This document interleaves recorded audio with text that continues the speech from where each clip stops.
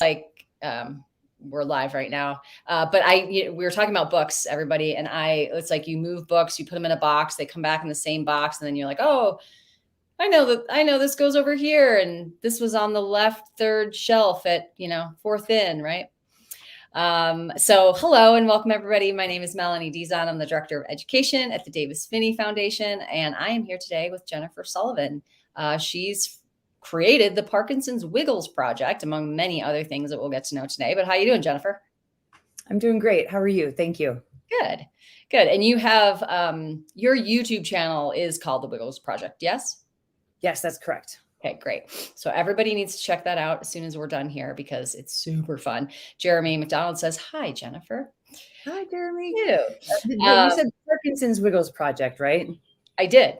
Okay, perfect. I did. That's it. I think I did. Well, the tape will know if I did or not. So, okay, great. Well, I had the great fortune of getting to know you a little bit on our last call when we were chatting and decided to do this. And I just wanted everybody to get to know you. So people in our community, the Davis Phinney Foundation community, might not know you. For those people, can you tell us a little bit about who you are? Let's talk like pre-Parkinson's, like what'd you do? Who are you? What did you do in life? I was a restaurant industry person, basically. Like I love the restaurant business and I love food and wine, and I live in Northern California, so it's an amazing place to be in the business. And so before Parkinson's, like my dream was to have a pub, and like a rustic pub, like that wasn't like really pretentious, like very English. Yeah. Pub. Like the word gastropub always bothered me. I was like, God, that's just so pretentious. Yeah. But I wanted like the quality of that, but without that feeling. I wanted everybody to feel welcome. So I had a pub, and it was just fantastic when I was diagnosed. And so before, kind of leading up to that. What was the name of your pub? It was the Hopland Tap House. Okay.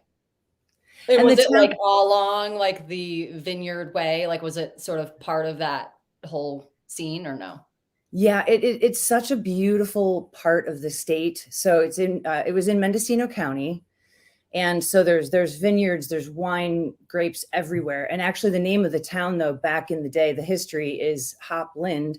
They used to grow hops. Oh. And they had a big like fungus that came through and kind of decimated the crops of hops. And so then pears and wine grapes took over.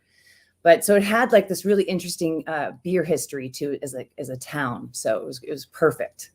Nice. And so the restaurant business, chef, owner, like what part of it? All of it? I did everything. Everything. Yes. As one does when they open their first pub, right? Yes. And I had an amazing staff. I was so thankful for, couldn't have done it without them. So, and then I would primarily run the bar and then also the kitchen, but it was nice for like when I would tend bar, because the tips were kind of like a supplemental income for the owner, until the business became profitable, which only took a year. So it was great. Yeah. Okay. So you're running that bar, and what happens?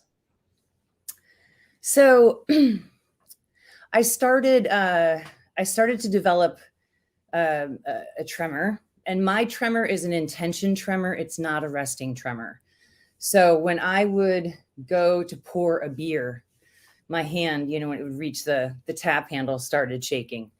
And so these symptoms started to come out, like the tremor. I started dragging my left foot just a little bit, my handwriting, no arm swing, just kind of the typical symptoms. And they started to develop. And of course, like, I just didn't want to believe that it was Parkinson's. And so I finally went to go see somebody, and the first doctor I saw said, "You've got Parkinson's." And I'm like, oh, I want a second opinion. No, I don't believe it. So, and it happened, I opened on November 28th of 2012, and I got my diagnosis in December of 2013. So just a little bit over a year. after opening my dream business. It was Oh, just like, but that's how it goes. It's never a good time to hear the news. right. So how long did, what was your initial treatment plan? Did it work? What did you do? What did you do differently? Did you go on meds right away? So I ended up, I think, making things a little bit more challenging for myself because I did want a second opinion. And then what ended up happening was, I went through the madness of that. I've talked about that in some of my videos. Like the second guy that I saw was, a big wig, and he said, no, you have a stress induced tremor. And then, I just got sent around. And then finally I got an MDS down at Stanford. Well, and actually someone even before then who prescribed me carbidopa levodopa as the Cinemet or the levodopa test. And I responded to it like almost immediately. And I was like, oh my God, I have my life back. So it was maybe like unintentional that I went on medicine kind of like that quickly, but it was 6 months after my diagnosis. Once I experienced the way that carbidopa levodopa made me feel so normal again, I was like, I'm not doing anything else. I'm sticking right here with this. Yeah. So, yeah. All right. So how long did you stay on that path, and how long did you keep the bar? I kept the bar until 2017, and it wasn't Parkinson's per se. Actually a semi truck crashed into the building that I rented for the pub, and then I tried reopening because it happened in March, and the location is very seasonal. It's very tourist driven. So like I'd say 75% of my income would come in during those months. And my insurance company was really challenging to deal with, even though I had a great policy, I thought. And so I decided after reopening, I was like, it's not going to work. And so I decided to close at the end of 2017. And I wouldn't really say it was because of Parkinson's, although in the back of my mind, it's like, okay, maybe this is a time to kind of reassess. Right. I remember, I could be wrong. Please remind me if I have this wrong, but I feel like when we talked, you said that you did not talk about Parkinson's, and you did not tell people about Parkinson's, and you did not join any sort of community around Parkinson's. I didn't. And, I actually I was thinking about doing a video, titled "One of My Biggest Regrets" in the beginning, because I didn't. So like when I was like with my customers, I want them to be there to be taken care of. I never wanted anybody to hear about my problems, basically. I feel like that relationship is like once you get to know people, of course you can open up, but I feel like it's just sacred. So I never really wanted to talk about it. And it was interesting because once I started taking the medicine, people were like, oh my God, what happened? Like, you look amazing. Because like some people would like, they knew that something was wrong with me. And there was people who were concerned. My tremor went away. I was walking normally. People were They're like, oh, she's cured. Whatever it was, she's cured. It was so funny. And yeah, so I didn't talk about it, and I didn't join any group. I mean, in part because I really didn't have the time, because that business is just so all consuming. You really almost can't have a life. And then if you do, it's like that time is just so precious. You're like, I just want to sit on the beach today. Right. But yeah, I didn't. And I wish that I had, because I have to say, like, I've learned so much from people with Parkinson's and from organizations like, I mean, your videos are just fantastic. And you like, you have time to actually, have a conversation that you can't really have with your doctor because you just don't have the time. So I've learned so much from the community. Right. And when let's talk a little bit about this sort of stress of owning a pub. You got diagnosed in sort of the prime of your career life and everything. And then, you were on a really stressful job. What did you notice physically? Obviously the pills were working, but did you see yourself having to really increase your pills every day, or you were off more, those kinds of things? Yeah. So that's actually a great question, because yeah, it is a business because it's like you're on stage, Mm, essentially. You know, you're there entertaining people, you're hosting. And with that comes an immense amount of pressure and some, you know, just being busy. So it's like the way I describe it is like, and this is actually has nothing to do with the medicine aside, but like you have to be on. You know, you always got to be smiling and warm and gracious. And like, even though there's like insanity going on in your head, you know, it's like we call it in the weeds. You got to keep your cool on the outside. Never let a customer see you frazzled, you know, or any of that stuff. So in the beginning, I definitely had to. I was prescribed three per day, and then there was this process of slowly ramping it up. Like I started to be able to feel and identify when my body needed it. And it was somewhat inconsistent at times. And like, I would get dystonia. Like I only get dystonia now in the early morning, late night. That's it. Whereas before, when I was kind of trying to find that sweet spot, I'd get it like if I was out shopping with a girlfriend in these random and like times that you just don't want to be getting it. So pulling the leg on your pant as you're trying something on, right? yeah. Yeah. So I went through this period of increasing. And then I think right around, like I say between 5 to 7 pills seemed to kind of be sweet for a while. And then I noticed it was like, it was never consistent. It was like, some days I would need a little bit more. Some days Mhm. you know, and so I had my doctors, thank goodness, were flexible enough and understood my needs, you know, that like I just couldn't hang out for like an hour somewhere. Right. It wasn't an option for me, you know. Right. Yeah, I had like a staff of 5. So it was like every pair of hands was critical. Right. Right. There was no doubling up of jobs there. Yeah. So let's talk a little bit about your care team. How did you find your doc? And then what sort of medical care team did you have? And how has that changed over the last, what, gosh, 10, 11 years? Yes. Yeah. So I feel so fortunate. I still go down to Stanford, and I had like a brief period because of like covered California healthcare stuff where there's some changes, and I had to see a local neurologist because there was no MDS in my network. But Mm. now I'm able to go back down to Stanford again. So I've got that worked out. I have a cognitive behavioral therapist, which I just can't imagine. Like I feel like I had toughed out so many things in life for so long. I'm from Chicago. You don't mess with a Chicago girl. You know, like we can take it.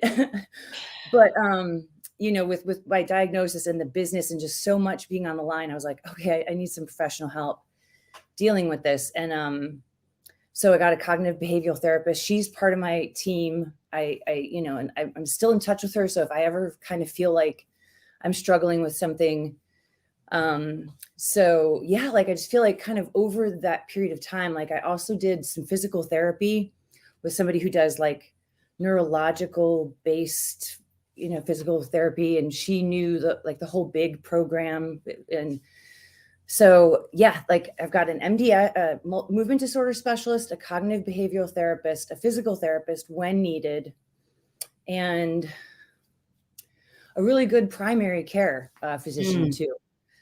That's So great. yeah. So we talk about CBT. I'd love to hear, certainly not specifically, but more globally, what are some of the things that uh, you get help with? And because I know a lot of people are gonna have questions of like, could I do it, and how could I benefit from it? So more global topics, like what do you use that for?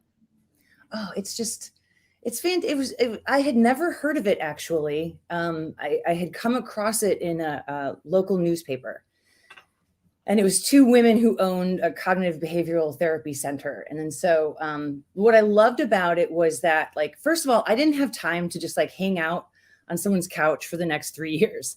Like that was always my image of therapy, you know, like, or just talk therapy. And it's not that that's bad, but I didn't have the time because of the restaurant, and I just didn't have the money either.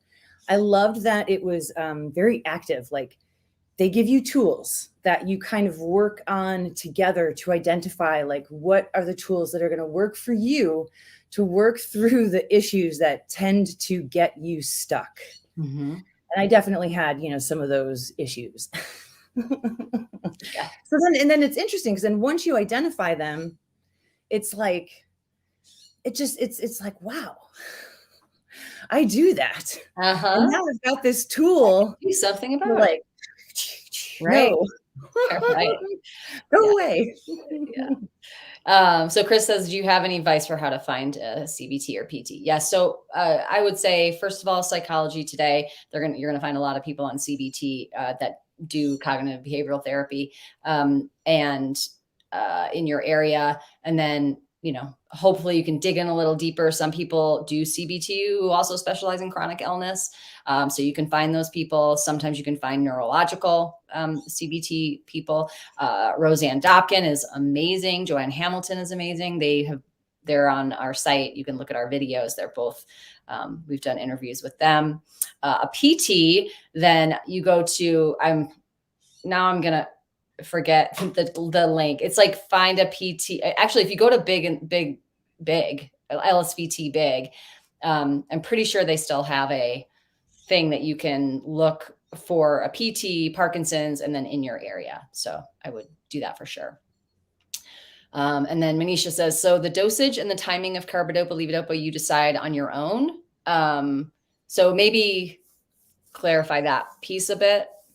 Yeah, that's a great question too. So I wouldn't say that I decided on my own. I feel like I've been in this range now for years. So once I found that sweet spot, and it's like when you've had it for so long, some of the timing gets, I think, a little bit like fuzzy, but I feel like around year 5 maybe is when I landed in the location that I'm in right now.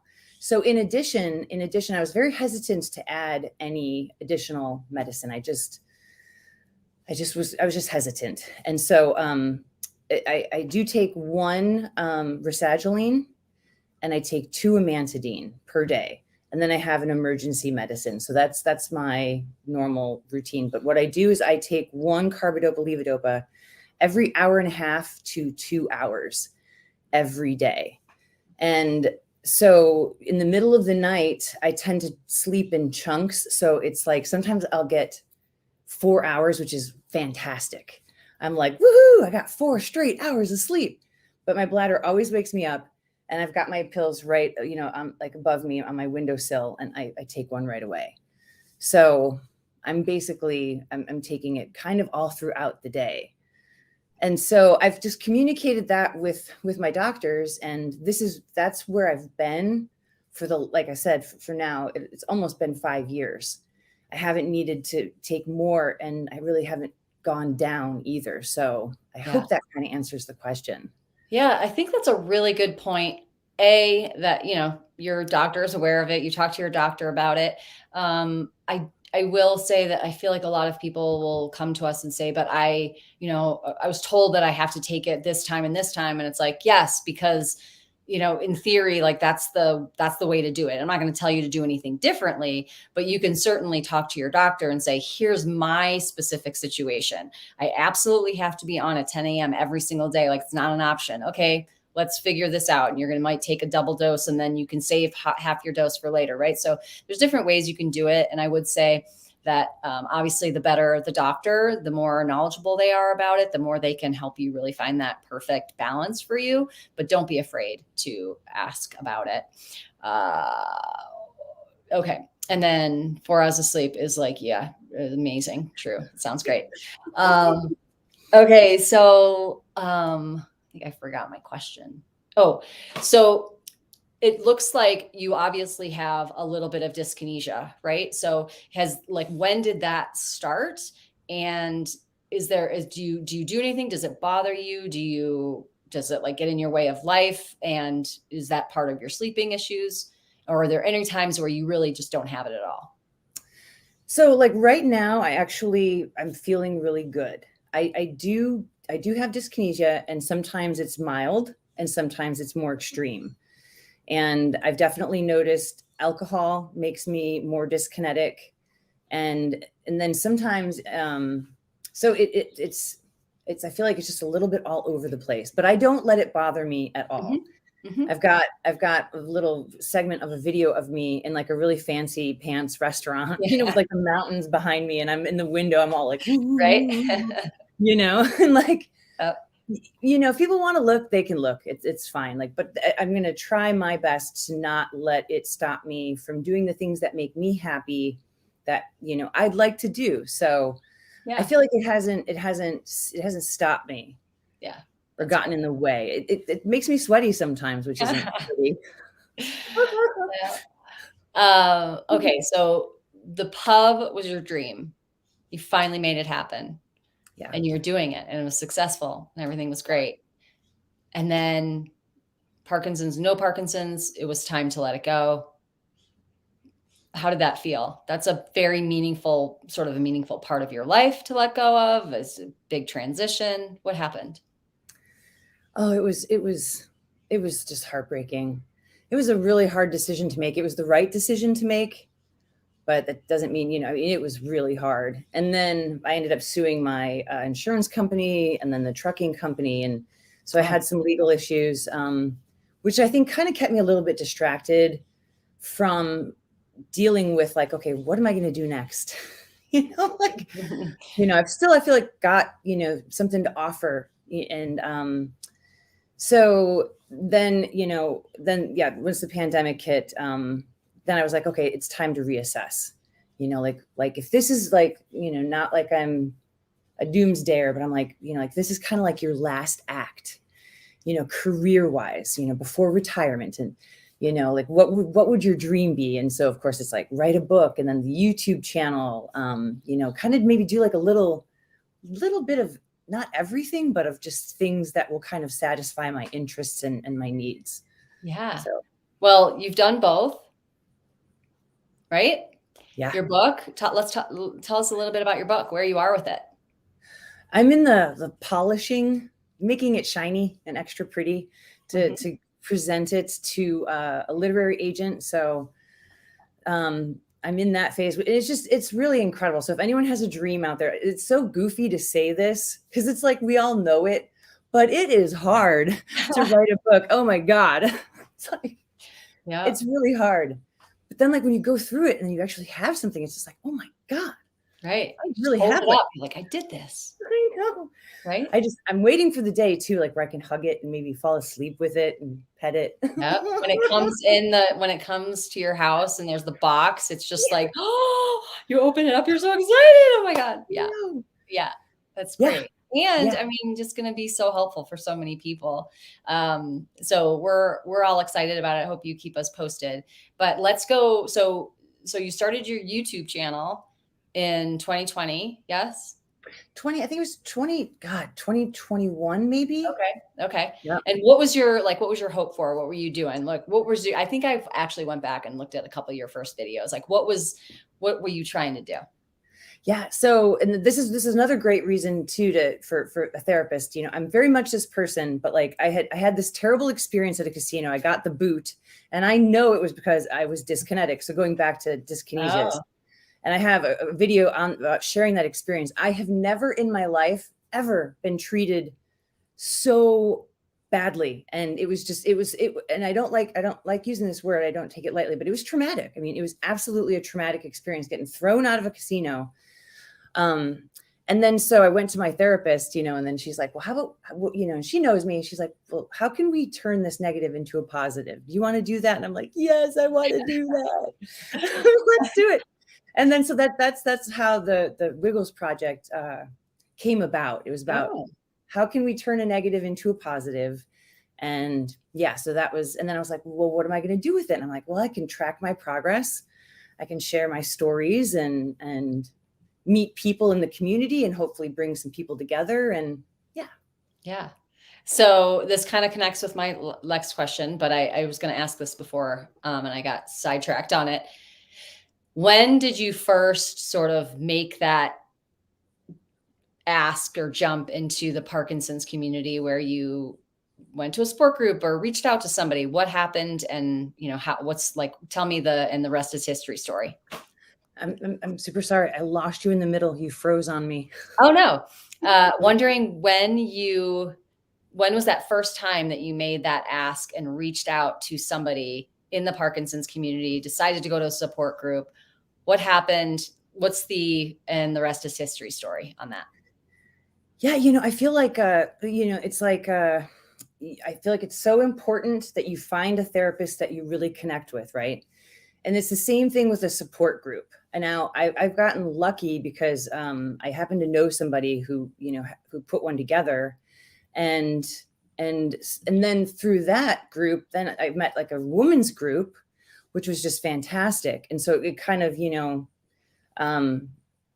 led, like one thing led to another. And it's like you got to connect. Like I've heard from other people that some support groups can be very negative, or they're a little bit heavier, which is fine if you need to vent a little bit more, and if that's kind of maybe where you are. But like, I definitely wanted like a little bit more of kind of like a proactive, more like what can we do, solutions oriented type group. So, and I ended up finding one. So I feel like I got a good group and I got a good therapist. I feel like those kind of things are really important. Make sure you find the right people, that speak your language, or, are in the zone that you're in.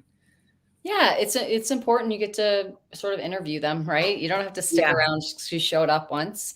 Yeah. And but the value of being able to sort of meet regularly, and then whether local and in person or online, you just get so many recommendations, right? They just like, oh, have you tried this? Have you tried that? Or that happened to me, or, tell me more about that. Just that feeling of, people getting you, even if they don't truly get your exact situation. Exactly. Yeah. And I don't know if you asked about, or if I didn't answer the time thing, but like, I actually waited. So I was diagnosed in 2013, but I think right around when I did the channel launch was 2021. Was I saying? That's how long it took me to reach out to a support group. So like I said, I mean, I really, really wish that I had done it sooner, because just the information that I've been able to learn from, again, like, people like such as yourself, and it's, you can't really like, you can't, it's invaluable, basically. Yeah. And I like just the number of friends you now have that you never would have had. Right. Yes. And the community, we're awesome. Right. Yes, I think so. Yeah. It's the best community ever, for sure. Okay. So what do you want people to know? Like, what do you want the people that maybe, were like you and not fully connected, and they find their way to one of, this video and this interview? What do you think they should know? What's important for them to know? About Parkinson's? Just anything. Like for you, what is your thing? Like you get to go on the stage and you get your minute. What do you want everyone to know about this? Life is short. And, really to just cherish every moment. And it's again, it's kind of like saying that writing a book is hard. It's like, we all know that life is short, and it just shouldn't take something like a Parkinson's diagnosis to be like, to make you get it, and it's like, really just, savor every moment and make the best of it, I guess would be my message. Yeah. Absolutely. And I don't know if you're still doing it, but are you, last time we talked, are you still bartending a little bit? I am. And then it's funny. I had on this past Monday, it was probably my most challenging day behind the bar. So I haven't had to navigate a really difficult day, but I did, and I made it. But it was a tough one. But I absolutely am, and I'm going to keep doing it for as long as I can. Yeah. Was that a symptomatic day or just an emotional day, or? It was a symptomatic day, and it's, I'm like about a week and a half right before, my period. Okay. Well, that's something interesting to talk about. So Yeah. has that always been the case for you? I actually just spoke to Dr. Osterbahn this morning, and we talked about women and pregnancy and menopause and periods and stuff. So is that a thing that happens to you all the time? It is now. And it wasn't like that in the beginning, because I remember there was a few people that I talked to in the beginning, but like not like a group in a group sense. But there was one woman who had asked me about, being affected by, that time of the month. And at that time I said, no, like I haven't noticed any issues. And so I was 38 when I was diagnosed. Now I'm 47. But I'd say over the last 2 years, and, maybe it's more of a like perimenopausal thing. I don't know, but Mhm. I can totally tell the difference. Mhm. It's And just remarkable. medications, not really effective? No, they're not effective at all, and or just not as effective. I mean, they Mhm. they, they still work. And I don't know if you saw the PBS thing. I posted it actually on my Facebook page. I can't remember her name right now, but it was a segment about why women are more frequently misdiagnosed than men. And there was a little discussion about just the hormones and kind of what's going on, and how that impacts, and how little research has been done, since most of the studies have been done with men. And I would love to see something like that, because it's like night and day. It's very clear, you know. Yeah, especially with something that's that clear, right? Yeah, Uh, exactly. it's like, And and you don't it's pretty obvious to a lot of people, and no one's ever gonna tell me about it, right? Especially if you don't think to ask, because you just think, "That's Parkinson's, I have this," and you don't really put it together that it's, your meds aren't working as well, and yeah, and in my mind too, I actually talked with my MDS about this during our last visit. And when I see, I've got, do like a mammogram coming up. So when I see my gynecologist, I want to talk with him about it. But my MDS had talked about the birth control pill, because like in my mind, it's so easy, and I know how complicated it is, but it's like, I'm like, okay, if I could establish a baseline, like this is where your hormones are typically at when you're feeling good and your medicines are working beautifully. And then 1.5 weeks prior to your symptoms, like this one hormone just drops off the cliff. And mm, then if you could just replace just that one hormone and just kind of get it where your baseline is, like almost as if like blood sugar or something like right, that. right. If you could, oh, I'm like, I would love to. So I'm going to see what because I know that there's like at home tests that you can take, but like I don't know. So, but Yeah, I'm curious. wouldn't So if that be you know anybody who's I got any information on that, I don't, not that specifically. I mean, it's great that so many people are working on this issue. So for all of the reasons that we've already talked about, all the reasons of like, can I get pregnant? Should I have a baby? I know I have Parkinson's. I want to have a baby. Am I hurting myself? Am I hurting the baby? Can I take hormone replacement therapy, during menopause? So many of these questions, and I'm glad there are people out there that are working on it. me too. Unfortunately, it's like amazing that it's not there right now, right? Yeah. So work to be done, and luckily we have some awesome people doing that work. Okay, are you going to WPC? I wish I was. Not going. I'm not going. I was so hoping that I could, financially pull it together. And then, I've always traveled alone. I've Mm, been to Greece by myself. I've taken a cross country trip to New York twice, like once by train and once on a plane. But I mean, I've always traveled by myself. But this time around, I got a little spooked. And so I was like, mm, I didn't know if I wanted to travel alone this time, because yeah. I've developed anxiety around flying, which I never had before. I don't know Oh, what's going on, but uh-huh. so I was like, yeah. And my Yeah. husband wouldn't be able to go, and so I'm like, it didn't come together, Yeah. Well, sadly. it's good that you listened to that. But also you have a therapist, so you can work on that Yes, BT, right? yes, Like ideally for anxiety. yes. Um, isn't isn't Parkinson's, like Heather said, Mercurian in nature? Symptoms differ so much in various people. Yes, yes. Could you Yes. please repeat how to find PT and CBT? So you can find a physical therapist by going to LSVT Big, and I'm pretty sure they'll say like look for a physical therapist in your area. We also have a post on our website that says how to find a Parkinson's physical therapist. So you could just go to our website and search that.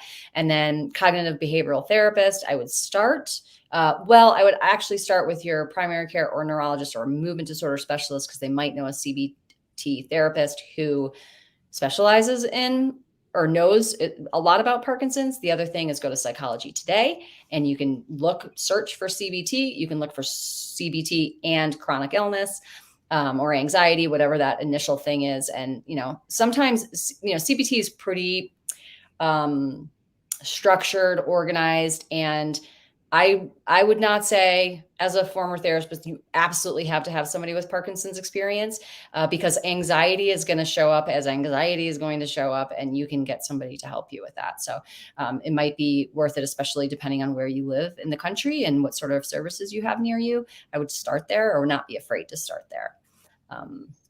And if I could add, my therapist had no experience with Parkinson's. I believe she does like family and like marriage.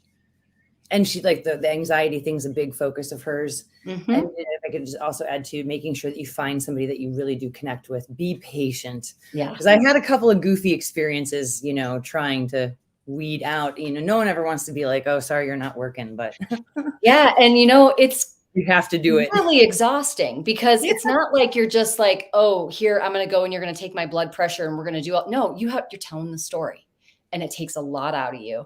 And you're like, I've already told the story. I'm just going to stay just with this one. And it's like, no, like, be willing to give yourself a really, really good experience, because there's nothing better than a good one. And there's nothing worse than a worse therapist that doesn't fit you. So definitely do that.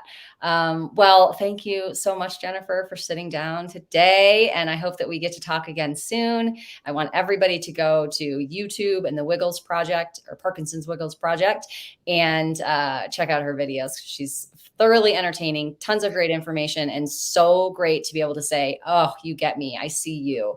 I see myself in you and your experiences. So thank you so much. Thank you so much, Mel, for all that you do, the Davis Phinney Foundation. Thank you. Thank you. Thank you. Bye, everybody.